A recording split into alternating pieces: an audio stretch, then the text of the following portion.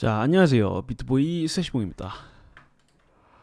자, 여러분 오늘은요.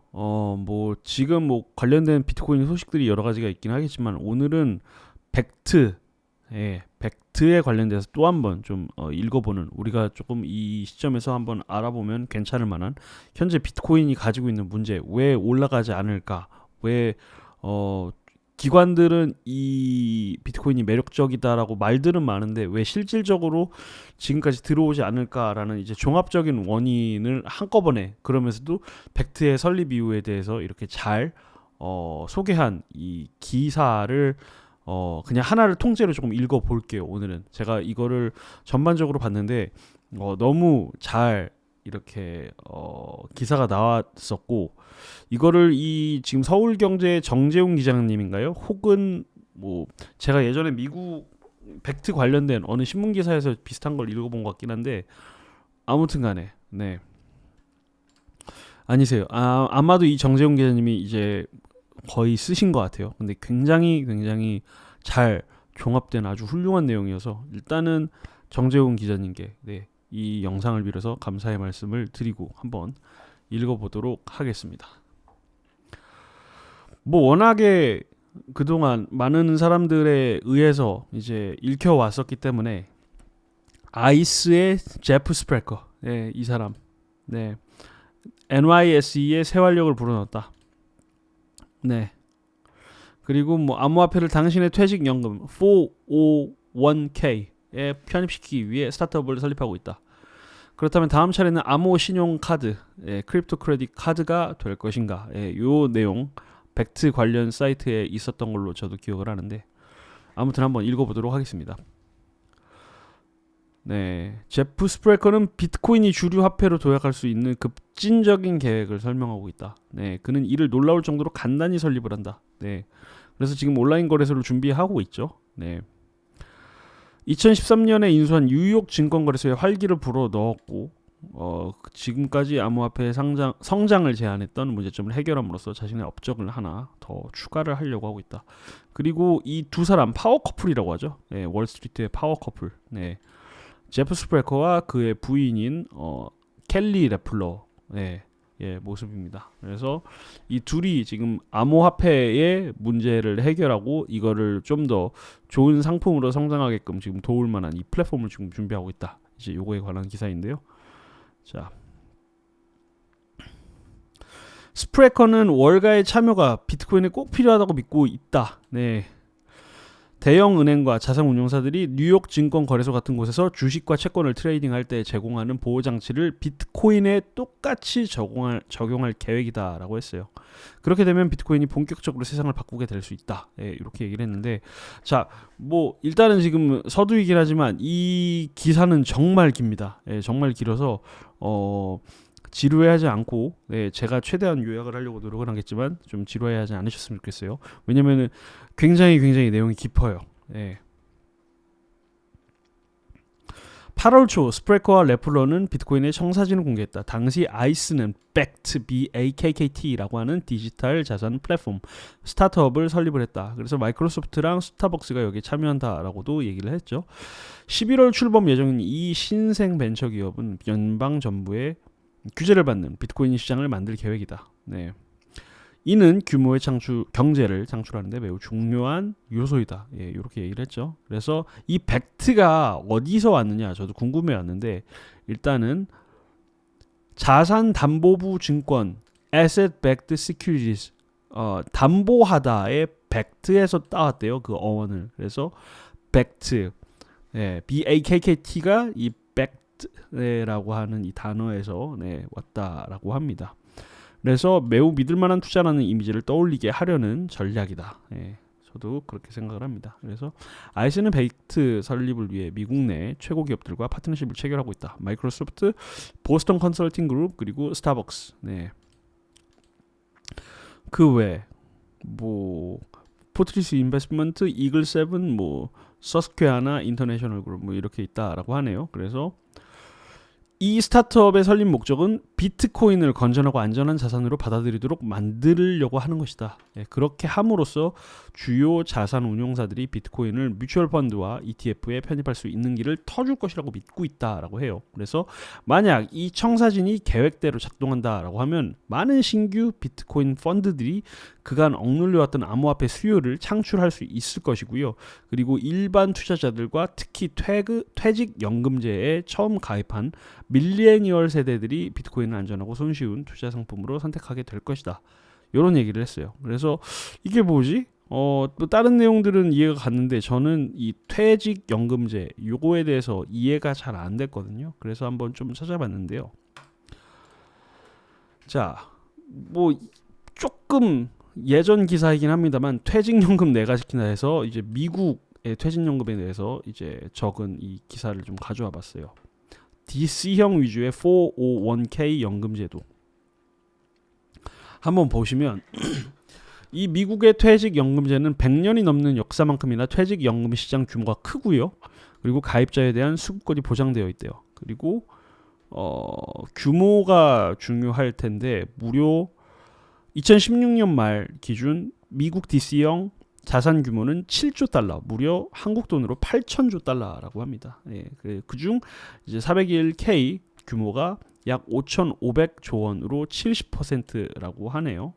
네, 어마어마한 숫자인데 비트코인을 이 퇴직연금제와 개인 퇴직 계좌 상품에 편입을 시키려고 하는 계획을 가지고 있어요. 뭐 나스닥은 비트코인을 이제 하나의 상품으로 이제 거래 상품으로 받아들인다라고 하고 여기는 또 이제 이 약 5,500조가 되는 퇴직연금제를 상품에 편입을 시키려고 하는 계획을 가지고 있네요. 네. 아무튼 그렇다라고 하면 기관 투자자들이 거래가 증가하면서 가격 변동성은 감소하고 비트코인에 대한 더 이상의 이제 하락에 대한 공포심은 사라질 것이다. 예, 이런 얘기를 하고 있고요.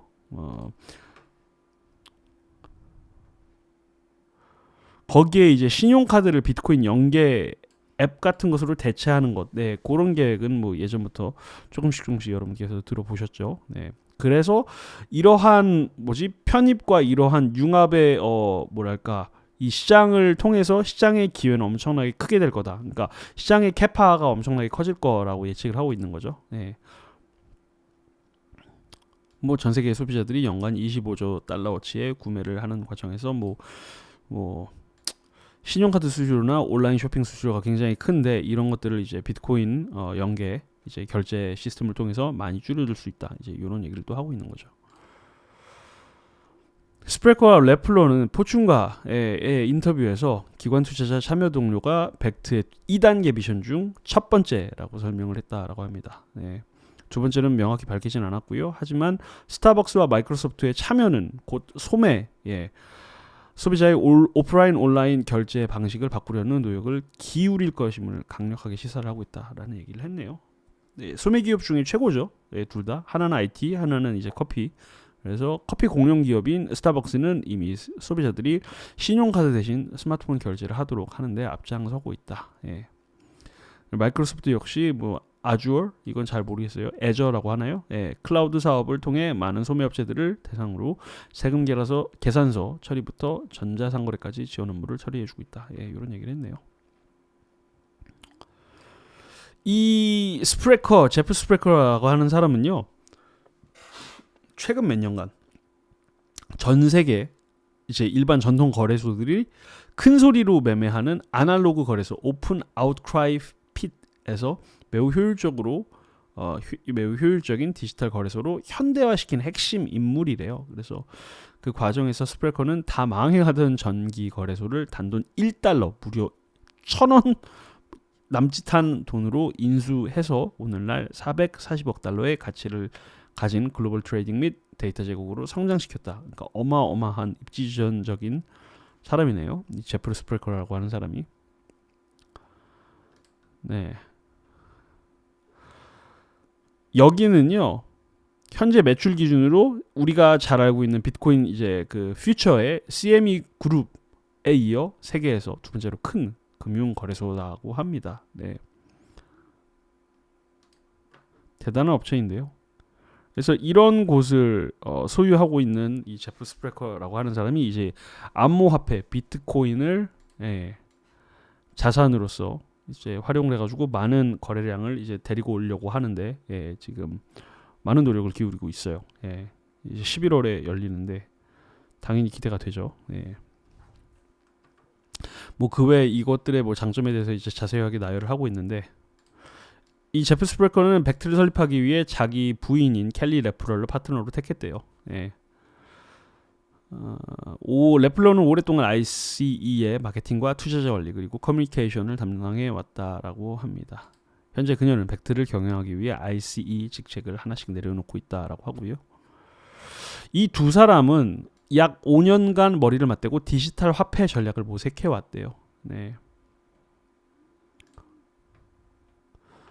그리고 뭐 아까 저기 그 그림에 맞춰가지고 구색을 맞추려고 하는 건지 모르겠지만 자신의 구형 포르쉐 경주용 자동차를 수리하는 스프레커는 나는 엔지니어로서 망가진 것들을 고치는 것을 좋아한다라고 말을 했다라고 해요.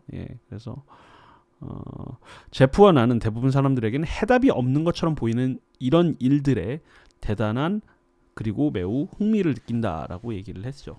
그리고 벡트를 만약 성공시킨다라고 하면 사토시 나카모토라는 필명을 쓴 이제 이 미스테리한 프로그래머가 만든 공개한 비트코인을 세계에서 가장 눈부신 발전이 될 수 있다. 이거를 우리가 금전적으로 따져보면은 이 벡트와 이제 뭐 ETF와 그리고 나스닥이 이제 편입하는 그런 비트코인과 뭐 그 외에 이제 여러 가지 것들이 이제 된다라고 하면 암호화폐가 19,700달러에서 이제 최고점을 기록했던 그 가격에서 이제 그 이상을 바라볼 수 있다라고 하는 어쨌든 이 전개 시나리오가 지금 읽혀지고 있는데요.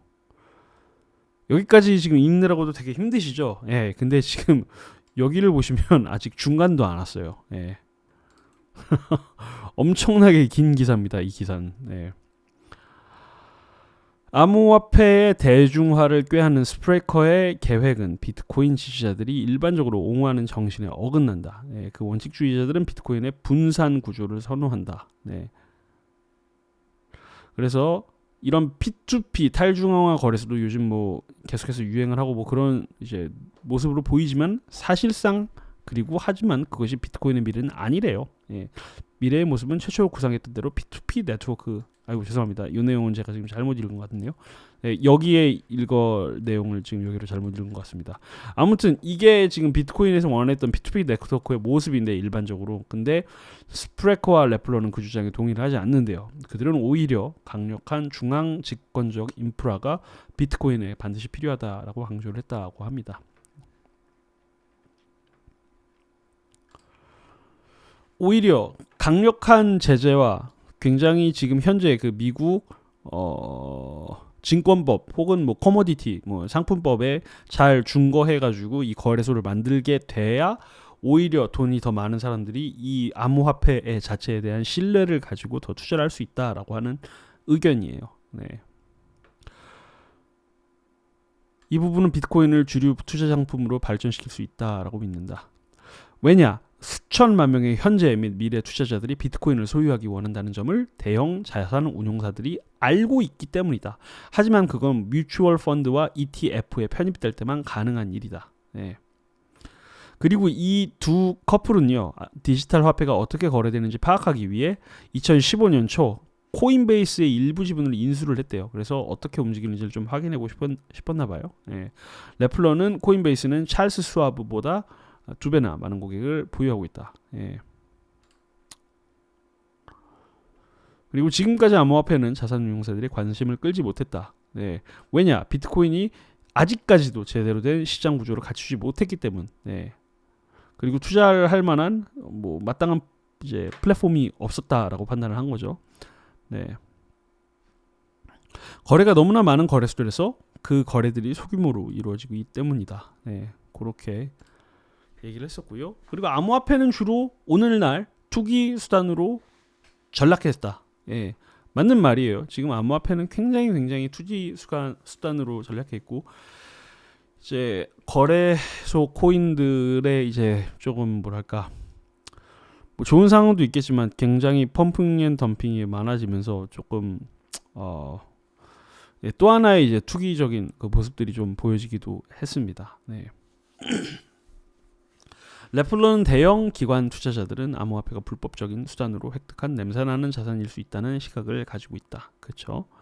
하지만 이 두 커플은 비트코인에 대한 두 커플이라고 하겠습니다. 비트코인에 대한 올바른 투자 환경만 조성된다면 신규 투자자들이 암호화폐 세계에 대규모 유입될 것이라고 확신하고 있다. 네, 라고 얘기를 했습니다. 그렇다면 어떻게 뱅가드와 블랙록 같은 자산 운용사들이 그 비전을 공유하도록 설득할 수 있을까? 네. 이 둘의 입장은 가장 기본부터 시작하는 것이 방법이라고 했다고 합니다. 예, 스프레커는 현재 두 가지 요소가 부족하다. 중요하죠. 이 내용은 중요합니다. 그건 공식 거래소에서 트레이딩하는 것. 네, 공식 거래소가 무슨 뜻인지 모르겠지만 아무튼 신뢰할 수 있을 만한 거래소에서 트레이딩하는 것과 그리고 기관 투자자들을 위한 안전한 디지털 화폐의 보관. 네, 원래 보관인 거죠. 해킹이 당하면 안 되니까. 그리고 거래량이 어느 정도 신뢰감이 있는 곳에서 트레이딩을 하는 것. 기초적인 아주 기본적인 부분이네요. 스프레커의 주장에 따르면 주요 자산 운용사들은 다음 두 가지 조건이 충족되지 않으면 디지털 화폐 펀드를 조성할 의사가 전혀 없다. 그러니까 기존의 전통 운용사, 전통 이제 인스티튜션을 뜻하는 것 같아요. 예. 먼저 연방 정부가 규제하는 거래소에서 트레이딩할 수 있어야 한다. 둘째, 연방 규제기관이 감독하는 가장 안전한 계좌에 투자자들의 토큰을 저장할 수 있어야 한다. 네, 오늘날 뭐 여러 암호화폐들은요 선물 혹은 증권거래소에서 트레이딩 할 수가 없어요. 현재까지 그렇죠. 네, 나스닥에서 우리가 할 수 없고요. S&P 푸어스 S&P 500이라던가 한국에 맞잖아요. 예. 한국의 증권거래소에서도 암호화폐를 투자할 수 없어요. 예.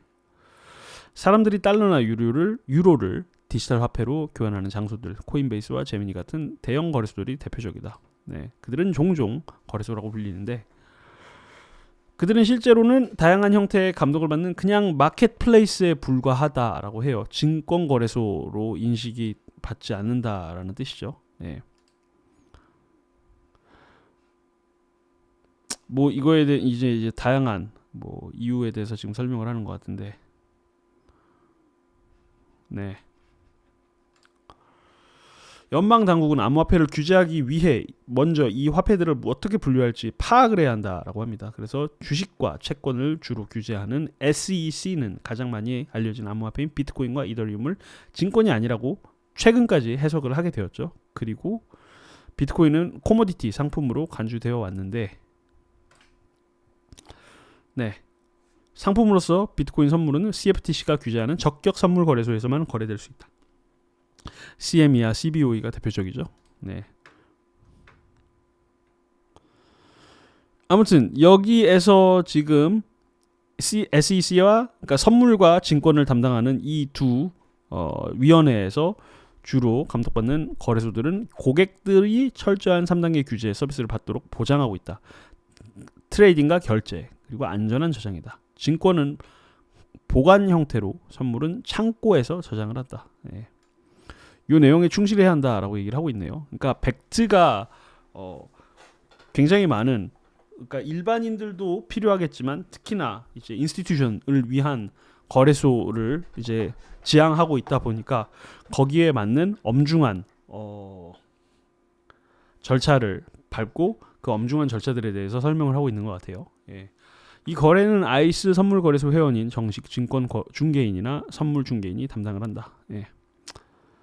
아무튼 제가 말씀을 드렸지만 굉장히 내용이 너무너무 자세하다라고 말씀을 드렸습니다. 예, 영상 시작할 때. 두 번째 보안책은 규제를 받는 디지털 화폐 보관소이다. 네, 그래서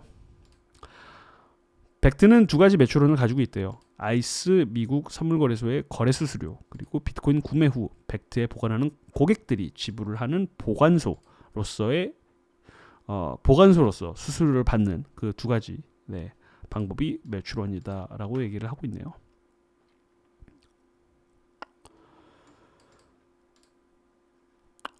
사이버 절도범들이 투자자들의 계좌를 해킹해서 훔쳐간 암호화폐 규모가 2011년 이후 16억 달러를 상회했다라고 하죠.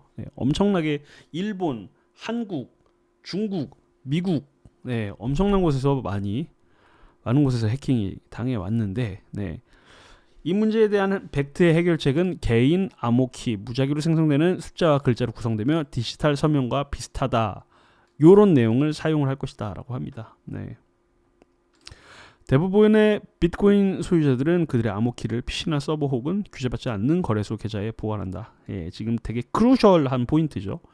우리가 레저 월렛을 사용하는 분들보다 그냥 뭐 유명 거래소에 그냥 월렛에 우리의 자산을 보관을 하고 있어요. 어떻게 보면 굉장히 위험한 우리는 행동을 하고 있는 건지도 모릅니다. 네. 아무튼 하지만 이런 곳에 보관된 개인 암호키는 해킹에 취약하다. 네.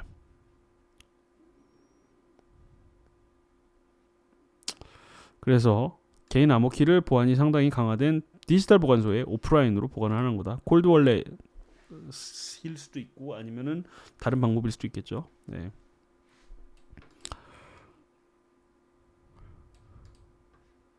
벡트는 그 고객의 신원을 확인한 후 개인 암호키를 일단 필요로 할게 할 거고, 그리고 두 번째로 퍼블릭키, 공개키라 불리는 두 번째 암호키를 갖게 된다라고 하네요. 그래서 이 두 개의 암호키 보안 체계는 은행 개인 금고를 열 때 은행 직원과 고객이 모두 각자 열쇠를 갖는 방식과 유사하다라고 합니다. 네.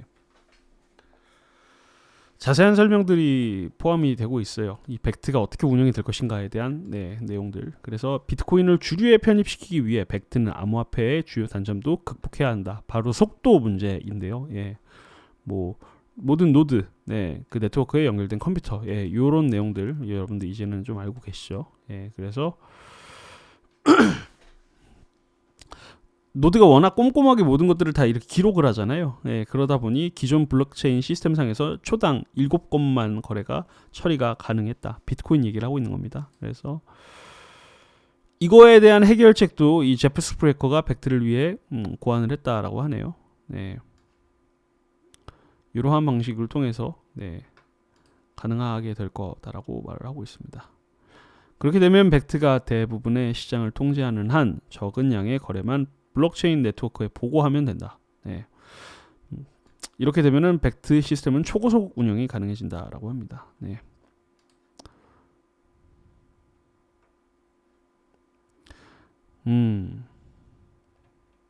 한번 좀 읽어볼까요? 읽어봐야지 할 것 같은데. 네.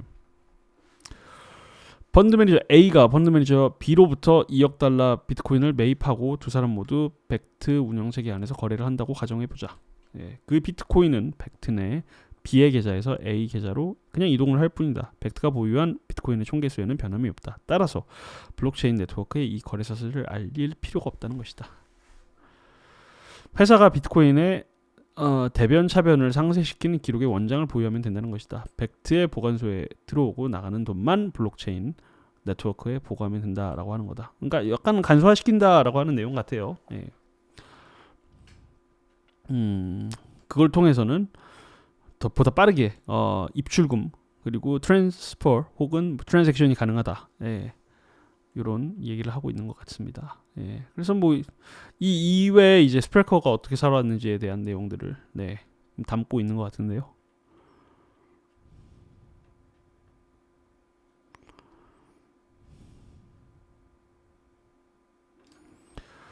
자, 그동안 아이스를 통해 그 이후에 이제 계속해서 성공에 대해서 지금 언급을 하고 있는데, 어쨌든 이 블라블라블라 인수를 통해 아이스는 마켓 데이터에 강자로 부상을 했대요. 예. 그렇다면 이런 성공을 이어 아이스는 그리고 제프 스프레커는 왜 이런 빅들을 계속해서 하고 있는가? 이에 대해 그는 우리는 히트 작품을 잇따라 내놓는 방송사와 같다라고 설명을 했다라고 하네요. 예. 뭐 성공하고 싶은 이제 욕망에 대한 설명인 것 같아요. 어떤 면에서는. 네.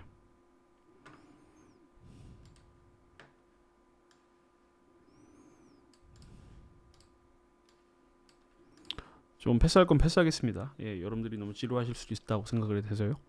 저도 좀 지루하고요. 예.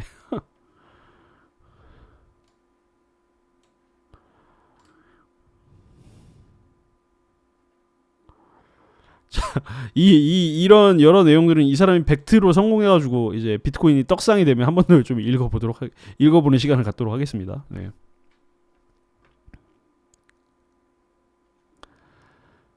굉장히 여러 것들을 준비를 하고 있어요. 일단은 네, 근데 뭐 다른 이제 기존의 되게 큰 거래량과 유동성을 가지고 있는 그 자산에 이제 융합을 하려고 하는, 그리고 보다 많은 거래량을 위해서 좀 더 돈이 많은 사람들을 위한 그런 이제 안정화된 시스템을 준비를 하고 있고요. 그리고 이걸 일반 사람들이 암호화폐에 대한 보다 손쉬운 거래를 위해서 이제 리테일의 대표인 마이크로소프트와 그리고 스타벅스를 또 데려오고 거기에 이제 보스턴 투자 컨설팅 투자 그룹까지 이제 준비를 하는 또 치밀함도 보여주고 있고요. 그러니까 지금 내용을 요약을 하고 있잖아요. 예.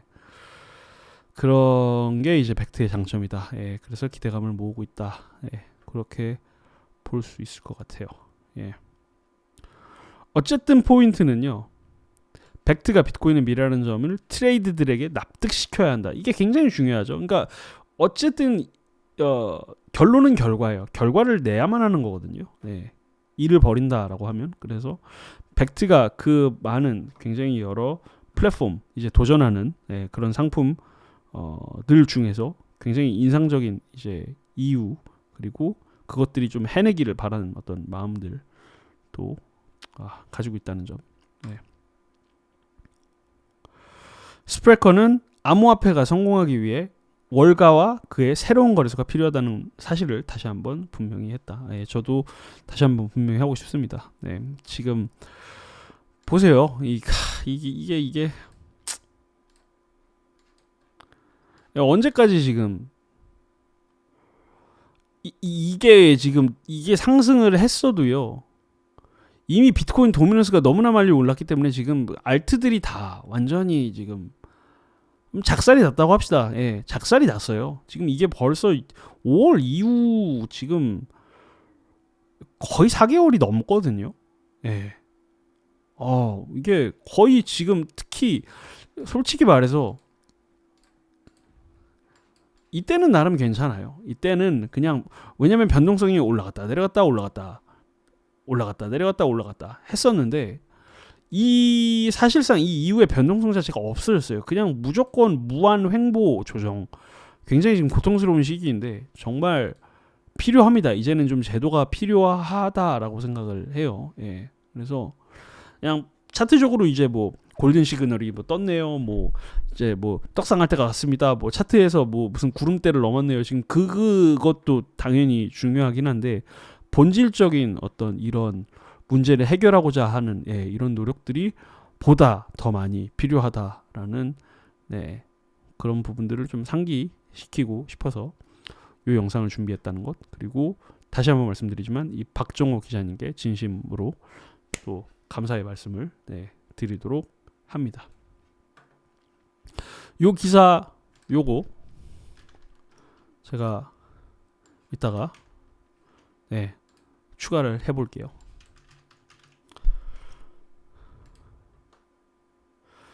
그리고 마지막까지 좀 더 읽어보겠습니다.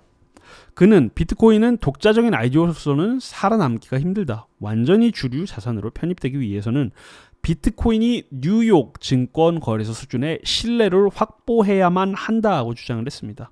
네. 그리고 만약 제프 스프레커가 벡트를 통해 비트코인을 한 단계 업그레이드 할 수 있다면 그가 이제껏 해온 수리 업무 중 가장 인상적인 일이 될 것이다 라고 결론을 주셨네요. 굉장히 긴 기사였습니다. 엄청나게 단어량이 많았지만 그럼에도 굉장히 유익한 기사였다라고 생각을 합니다. 현재 암호화폐는 비트코인은 비피넥스 4시간 차트를 기준으로 해서 볼린저 차트에서 하방을 뚫고 6,730달러까지 최고로 상승을 했다가 지금 더블 바텀을 통해서 하락하고 있는 추세입니다.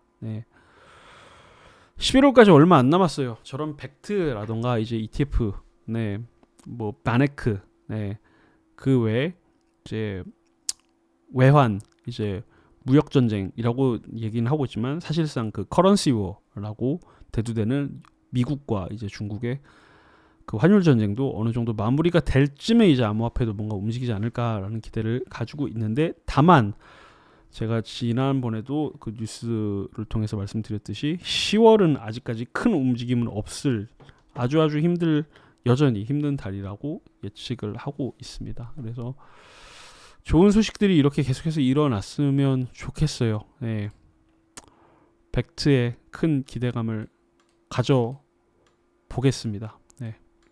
자, 오늘 영상은 아예 특별히 벡트 그리고 이 서울경제의 정재훈 기자님이 준비한 월스트리트의 파워 커플이 비트코인에 도전하다라고 하는 이 기사 하나를 인용을 해가지고 영상을 준비해봤습니다. 추천과 구독 부탁드리고 저는 다음 영상을 통해서 찾아뵙도록 하겠습니다. 감사합니다.